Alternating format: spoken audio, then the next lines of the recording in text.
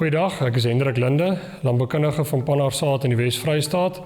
Ek wil net vandag so 'n bietjie praat oor 'n witmielie aanbeveling vir die Wes-Vrystaat. Ons sal sien dat die norm in die veld is om te fokus op 'n 5 groeiklas wat 'n medium vinnige baster is. En ek dink om te fokus op 'n baster aanbeveling moet ou nou gewoonlik kyk na stabiliteit oor jare. Dit is moeilik om op 1 jaar 'n afleiding te maak. So 'n pakket aanbeveling is gewoonlik ook wat ons na neig en wat ons graag wil toepas op die boerdery. Dis net om risikoverskansing so ver moontlik te kan doen dat daar so min as moontlik risiko vir jou as boer dan inhou.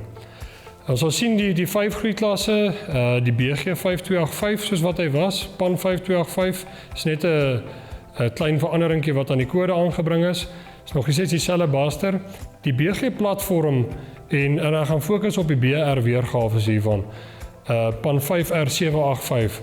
Hierdie basters word op die meer rooier gronde aanbeveel. So as mense dit 'n bietjie fyner kan doen op die kleipersentasie van die grond wat bo 8% is, kan ou kyk na hierdie tipe basters. Die grootste aanplanting wat ek sal aanbeveel, en dit is gewoonlik so 70% van jou aanplanting sal ek PAN 5R891 aanbeveel. Dan kan jy basies aanvul met PAN 5R785 en daar's 'n nuwe toevoeging wat ons het, is PAN 6R879. Dis heeltemal ander genetika wat ons nou in die veld indruk. Hulle sal miskien sy vorige weergawe wat die Monarch 10 weergawe was, onthou dis PAN 6R779 gewees. Nou hierdie basters is aangepas by 'n bietjie hoër plantestand en uitstekende staanvermoë wat die baster oor beskik. So definitief kan dit deel vorm van jou pakket aanplanting. Ek wil dan ook net die geel mielie aanbeveling doen vir die Wes-Vrystaat. Ek dink hier weer eens dieselfde praktyk sal hier gevolg word. Fokus op jou 5 groeiklas wat die stabiele basters is, aangepas is by laastande, sterk meerkoppig.